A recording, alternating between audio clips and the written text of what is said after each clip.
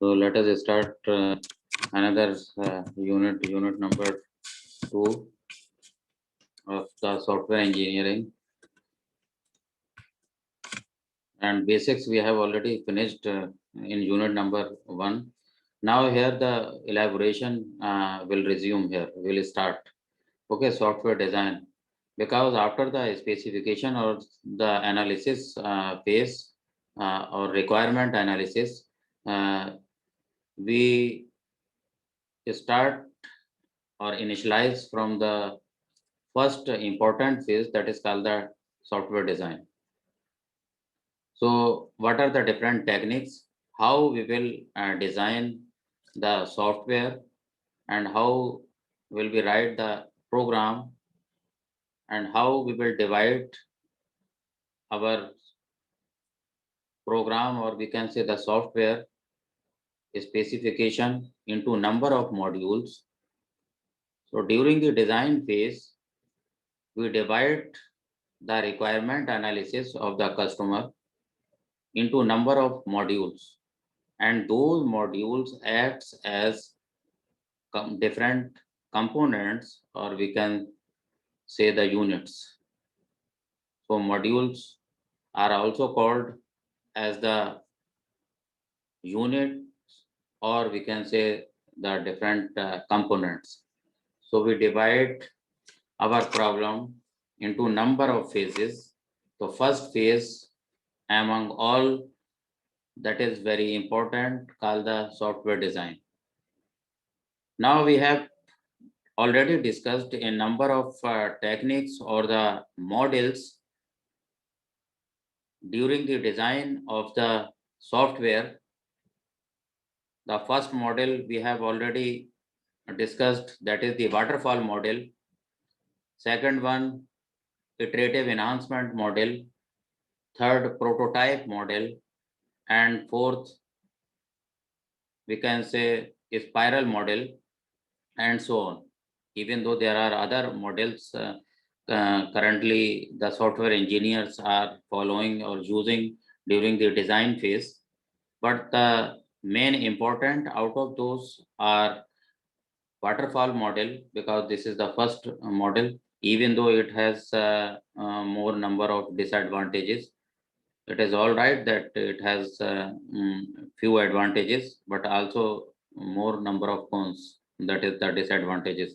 So due to overcome all those disadvantages, again we will follow another module, and at the end, that is the spiral model, because the spiral model have more number of advantages, because it is designed on the behalf that we consider the advantages of all preceding models for the design purpose, and we overcome maximum number of disadvantages of the old, or we can say the preceding number of models. Okay, so one of the best model, we can say the spiral model, even though it also have some the disadvantages. Okay, if anything is existing in this world, then have both properties, that is the advantages and disadvantages. So we continue the design phase till we check the optimized conditions. Okay, if any device, we can say we are going to design, or any software or hardware or other things in this world, then we consider maximum number of advantages and least number of disadvantages. So there are some conditions will come, and at that stage or point we will optimize those conditions, and concentrate over the more number of advantages and least number of disadvantages. So the spiral model, we can say, it is better than other one, have less number of we can say disadvantages. So for the design purpose, we consider the number of models. So there are few points which we are going to discuss about the software design. First is the software design, means to plan a solution of the problem specified by the system analyst. Okay, so there is a big role of the system analyst, and initially he plan a solution for the problem specified by the system analyst. Okay, and it is all right that we always discuss all those problems with the organization as well as the customers or the users which are going to use that software in future. Okay, so mainly software design uh, gives you a plan. Okay, another thing is the three types of activities in software design. What are the different activities? You can see here. First is called the external design. So design phase again divided into several number of design. Here you can see first is called the external design. Second one is architectural design or system design. Third one is detailed design. Okay. So external design, it is the initial phase. Again under the software design. Architectural, if you are going to elaborate the software, okay, and you are concentrating over the overall design of the software which you are going to plan out, then this is called the architectural design. Third one is the detailed design. Here you can see. So the external design again consists of few number of points to conceive or to form an idea. So initially we always form an idea. Okay. Forward we are going to implement a software. So first we will form an idea. Second one is the begins during analysis phase. So this is called the analysis phase where we will analyze our problem, okay, and discuss the specifications between the user and the programmer or the software engineer. So we analyze the problem. So this is called the analysis phase. And the C part here you can see planning out. So here under the external design, first we form an idea and then we start the analysis phase. Third, we always do the planning under this external design. Okay, and under the architectural design, you can see conceptual design. Okay, means just the elaboration of the external design. Here we are going into deep. Okay, conceptual design, that is called the, we will think, we will divide our problem into number of you can say the modules, okay, or units or components. So that is the deep design, or this is called the architectural design, means the conceptual design. B part here you can see identify modules in the system. We always uh, break our problem into number of modules or number of components or number of units to manage a big problem into a small one so that we can handle easily and we overcome or analyze our problem which we are going to face, specify their interaction, and then we will also think over the connectivity interaction between different modules. Okay, if we are going to break our problem into number of modules, then ultimately, or we can say finally, we will combine all those modules and form a system. Okay, means there is a need arise for the interaction among the modules. Okay, because at the end we will integrate all those modules and we will combine as a system. Third, here you can see detailed design. In detailed design, again the extension of system design. Okay, so here in the architecture design, we are getting the system design because here we are studying about the conceptual design. So this is called the system design, but under the detailed design, again we are extending the system design. Okay, specify internal logic of each module. So earlier we have already divided our problem into number of modules or the units Then we will study the internal logic of each component or function. Okay, whether it is working properly or not. So we will check at each module. In IO means the input output. We will check whether it is working properly or not. So here we can check the internal logic of each module. If it is working properly, it is giving the proper output by providing the input, then it is okay. So we will always concentrate over the internal logic of each module. What is the internal logic, whether it is working properly or not. So this is, we can say, the software design process.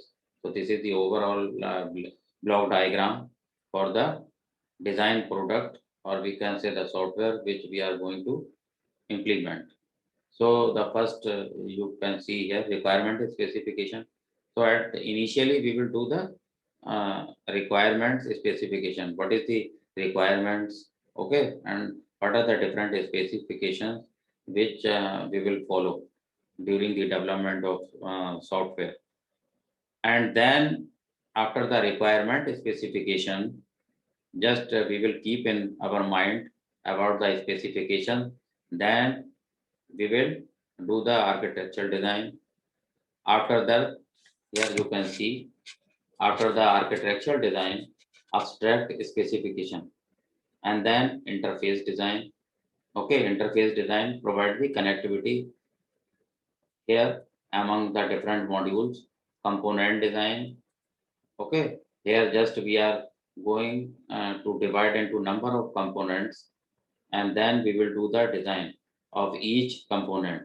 So the component design, again here you can see data structure design. So whatever you are using the data structure, you will also do the design here. Algorithm design.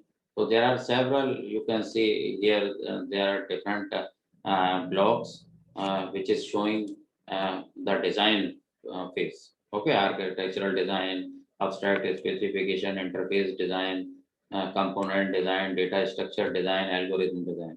Now you can see here, again, this is related to architectural design. It is providing interface with the system architecture. So what is the system architecture? It has the connectivity or interface with the architectural design. Here you can see now system architecture, you can again have the connectivity with the abstract specification. So what is the abstract for the software which you are going to develop? And this have the software specification, and software specification again have the connectivity with the interface design. Okay, and this is again you can see here interface specification. So what are the different specification which will provide the interface? Okay, so it also have some analysis phase, or we can say the specification rules. And here component design, so component specification, you must have some specification for each and every design. Again, this have the connectivity with this, because this is the data structure. So data structure specification. Okay, so corresponding each design, you can see here, we have the specification for a particular, either it is a data structure, or we can say architectural design or interface design. So for each phase, we have the different type of specification. So that on that we have, you can design algorithm design here. So algorithm design, so then you can say algorithm specification. We must have some specification so that you can design algorithm. So for each design, you must have some specification so that you can do proper designing. Okay, so it means beforehand here requirement specification, then for each design phase we must have some specification. Okay, then with the help of that specification, you can implement uh, the interface design or the component design in proper way. So this is the overall, we can say, the software design process, design products. Here we are getting the design products, and this is the overall software design process. Now, what is the objective for the design? So our goal is, what is the goal here? The goal of the design process is not simply to produce a design for the system. Instead, the goal is to find the best possible design. So why here we are using a number of design models, because we are going to produce such type of design that must have some characteristics. Okay, some we can say advantages. So that's why we are using some models here. So the goal of design process is not simply to produce a design for the system. Instead, the goal is to find the best possible design. So here our target is to produce the best possible design. Okay, within the limitations. So each and everything have the limitations. Otherwise, if we are going to enhance in one field, then ultimately there will be some side effects of that. Okay. Sometimes we think that we want to develop a machine which have very high speed, but there must be some limitations for that. Okay. So limitations imposed by the requirement, physical and social environment in which the system will operate. So we will take care that how we are going to operate the system for which we are going to develop the software. Okay, so there is also a requirement for the physical and social environment. We want to uh, keep in mind this also, because ultimately we will operate uh, in such a fashion that it must have uh, less number of limitations. Okay, so this is the criteria, or we can say the objective for the design. So there must be best possible design. Now there are number of properties of a good design.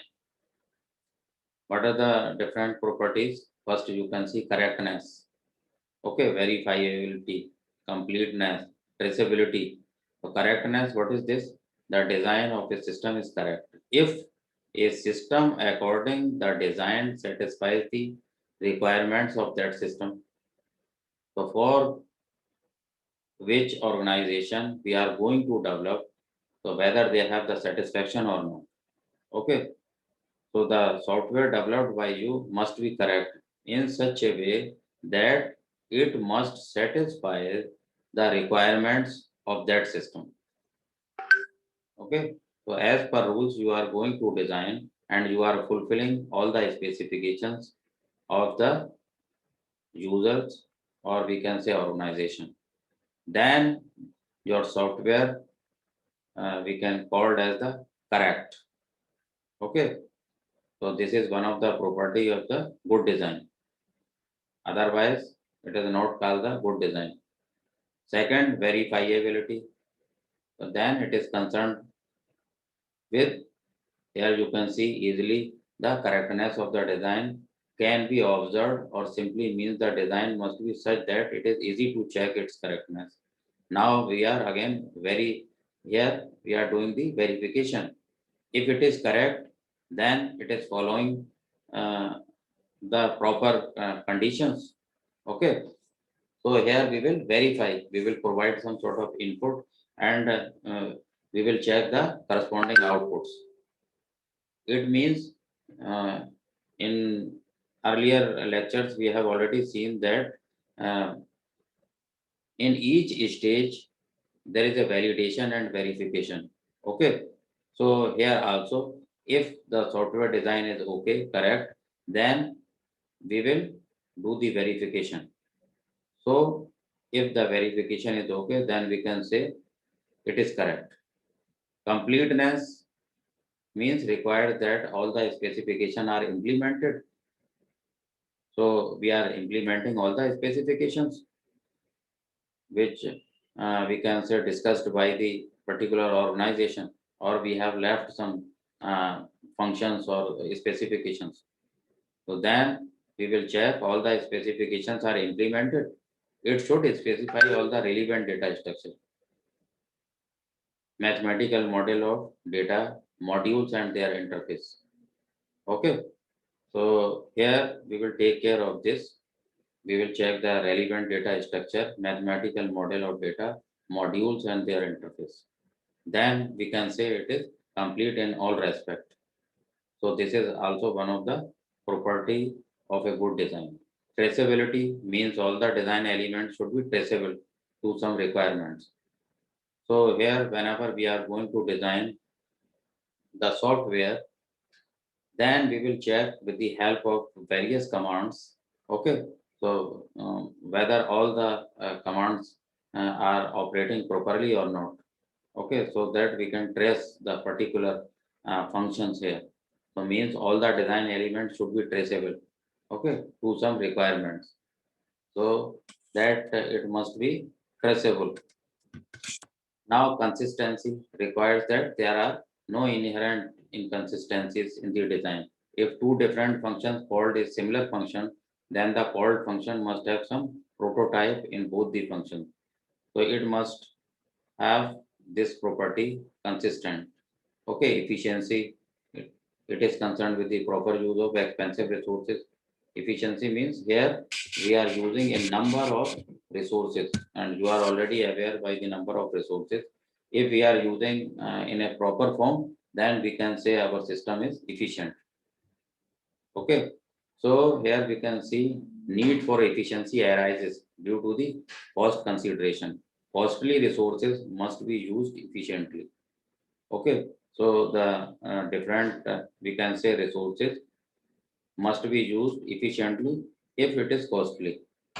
So we must use such type of tools that must be costly so that they can easily increase the efficiency of the software.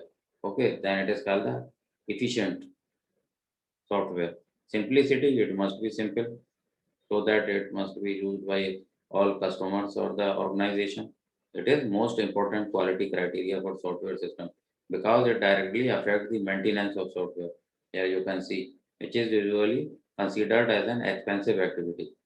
A simple and understandable design will go long way in making the job of the maintainer easier and expensive. So the design must be understandable. Okay, easy to handle. It is not like that sometimes we are working on a particular software, but we are unable to understand the several commands. Okay, we are just going to search even on that particular software. So we can say it is not simple. Okay, but this is one of the property of a good design.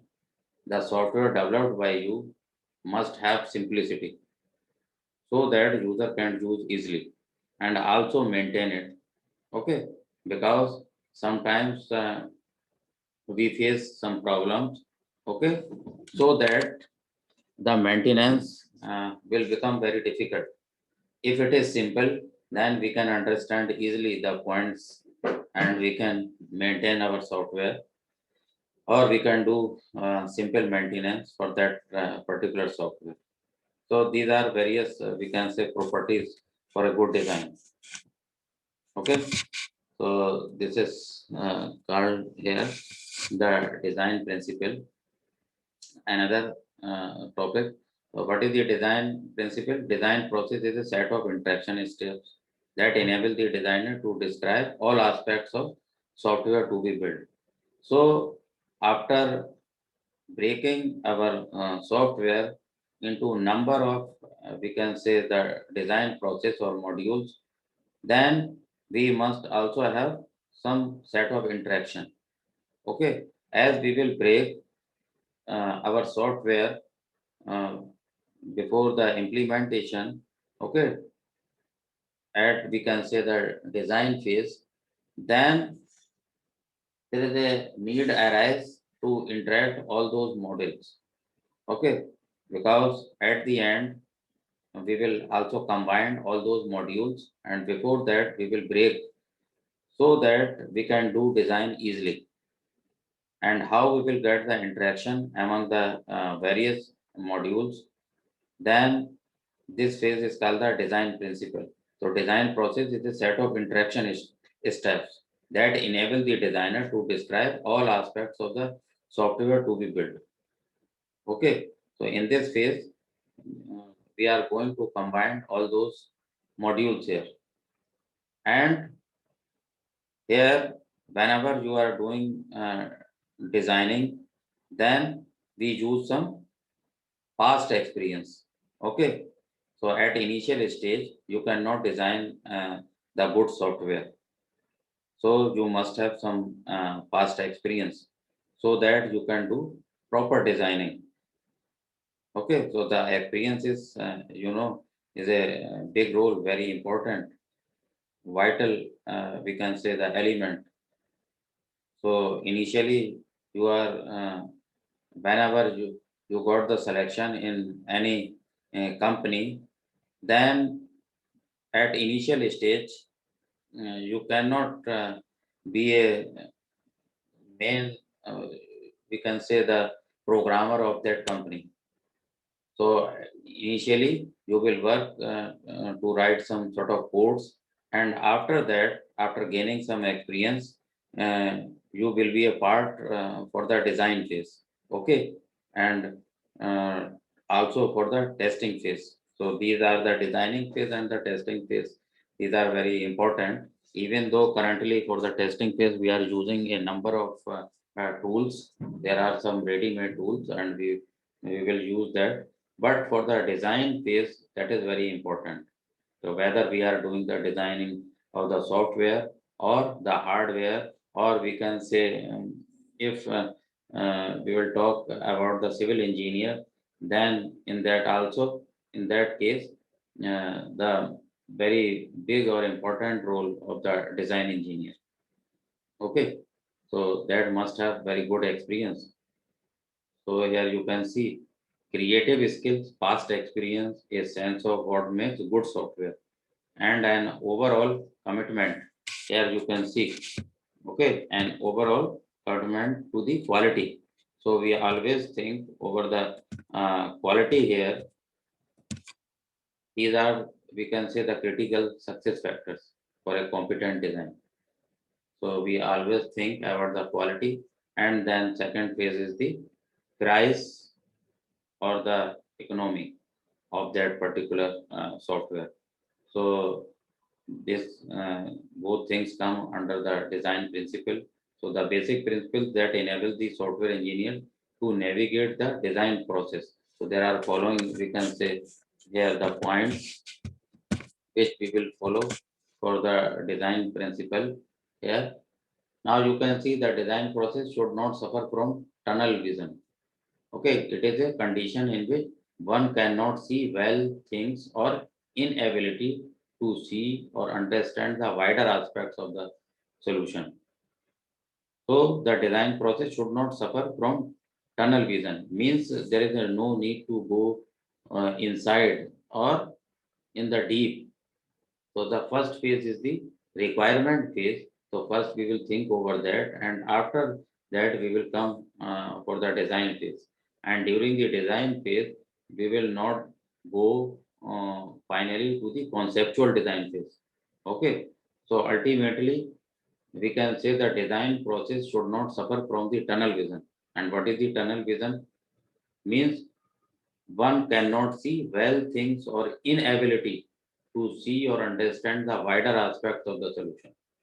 So a good designer should consider the alternative approach. So we must also think over the alternative approach. Sometimes, now for example, sometimes you are going to write the program for a particular object. Okay. So there are number of programmers. So out of them, there are few programmers, we can say very smart, or we can say the very clever programmer, who is going to write the program for a particular object only in few lines. Okay. And again, another category of the programmer, he is going to write 100 lines for a particular program, and you are going to write only, you are solving your problem only within 15 to 20 lines. Okay. So if you are going to reduce the number of lines, means you are saving the memory, means you are saving your money, it means you are a good designer, you are a good programmer. Okay, so this comes under the design principle. So a good designer should consider alternative approach. So we must think over the alternative approach. Okay, so we must have the caliber. and this caliber will come from the past experience.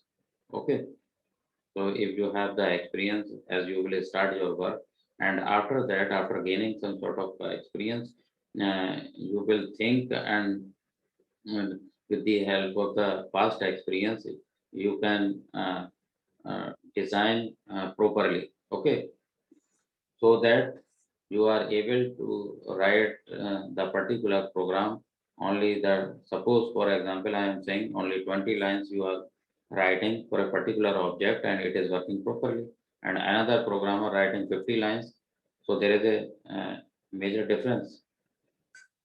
So how we will calculate the effort in that case, because everything will depend upon the number of lines you are going to write for a particular software.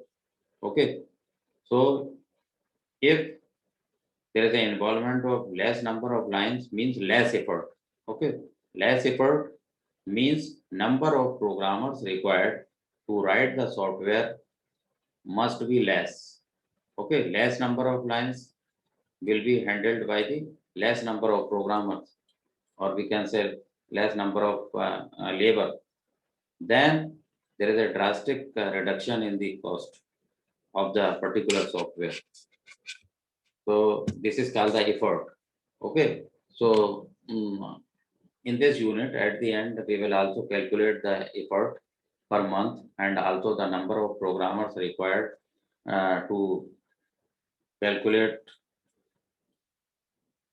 or to complete the particular project, and also the time required to complete the particular project. Okay, so the design should be traceable. We have already seen some few points. Traceable to the analysis model. A single element of the design model can trace the multiple requirements. Okay, sometimes we write a function, even though this is very rough, we can say the subject. It is the purely theoretical subject, software engineering and the operating system. There is no involvement of any mathematical entities here or the mathematical analysis. But in one unit there is a one or two numerical. Uh, Otherwise, it is purely we can say the rough. Okay, pure theory. So first we will go through such type of theory so that you can understand easily here. Otherwise, it is very difficult to understand these type of theoretical portion. Now here you can see whenever we are going to write any project or the software, then it contains a number of functions. Okay, number of procedures, number of functions, number of interconnecting, we can say the entities for which we will write the program also to connect different modules. But here in point 2, just you can see it, they are saying that it must be traceable. So sometimes we will write only few functions, and that program we can say would be able to do a number of things at a time. Okay, so we are getting the output and only